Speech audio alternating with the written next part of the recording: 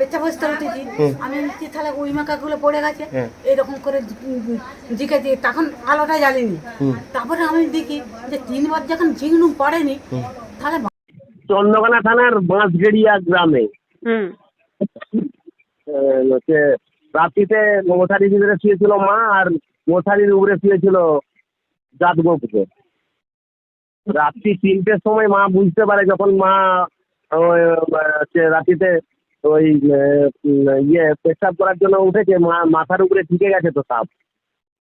মা প্রথমে বুঝতে পেরেছিল যে ওনা একটা মাটির চাই হবে, কিন্তু মা হাত দিয়ে দেখতে যায় যখন, তখনই বুঝতে পারে এটা সাপ।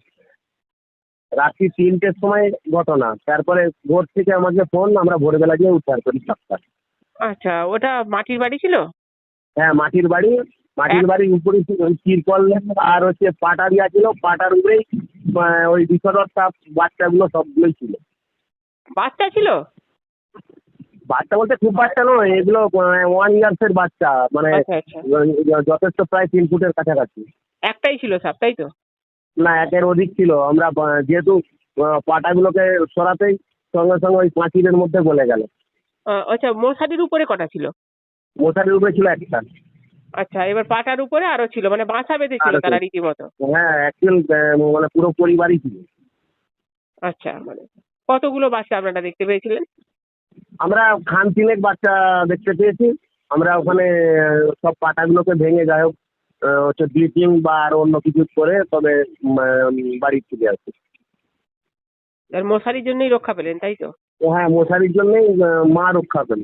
অ্যাকচুয়াল ওর ছেলে হচ্ছে পুলিশের চাকরি করে, আর সে আমাকে ভোর থেকেই ফোন করে যে তুমি তাড়াতাড়ি এসো, মায়ের মশারির উপরে গোবর সাপ ঘুরছে।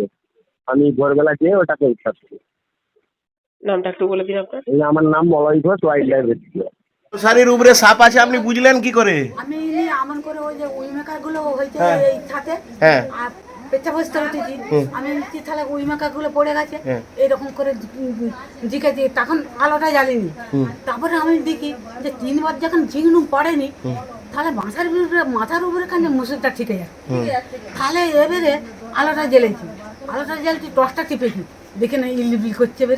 এবারে আমি দেখি না সাপ। তো তাহলে ছোট বৌমাকে তুলেছি, তুলে বড় মা মানে কত রাত্রে বুঝতে পারলেন এটা? আমি 3:10 ভাই। 3:10? হ্যাঁ। আপনি তো আমাকে ফোন করতে, আমি সঙ্গে সঙ্গে চলে এসেছি। আমি কি জানি বাবা, বলো? আচ্ছা। আমার ছেলে জানে, আমি কি জানি? তোমার নাম্বার কি জানি, তোমার কি জানি বলো? আমি তো জানি। তাহলে কোথাও কি আমার মনে হচ্ছে এই উপরটাই সাপ আছে। হ্যাঁ, এই যে পাখার উপরে এই যে তিরপল দেওয়া আছে, হ্যাঁ, এই টোটাল হচ্ছে গোগ্রো সাপে ভর্তি আছে এই বাচ্চার। মানে মশারির উপরে কত সুন্দর, পড়ে আছে। ভিতরে ঘুমাচ্ছে মানুষ আর উপরে আছে গোগ্রো সাপ। হ্যাঁ, আমাকে ডিবে দেন আগে। মশারির উপরে কত সুন্দর গোগ্রো সাপ, আর ভিতরে শুয়ে আছে বয়স্ক মহিলা। হ্যাঁ, গোগ্রো। যদি ভেকে এমন করে ধরে ফেলিনি বাবা, হুম, ভেকে এমন করে ধরে ফেলিনি। না ধরে ফেলা যাবে না, এই তো গোগ্রো সাপ, বিষধর সাপ। একে ধরেননি, একবার খুব ভালো জিনিস। না, আমি বলি মাটি এমন করে ফিকে দিয়েছি, যদি এমন করে ছোট ধরে ফেলি তাহলে বিপদ হয়ে তাহলে তো আমাকে আর রাখতে নেই। বিপদ হয়ে। একবার ধরে দাও।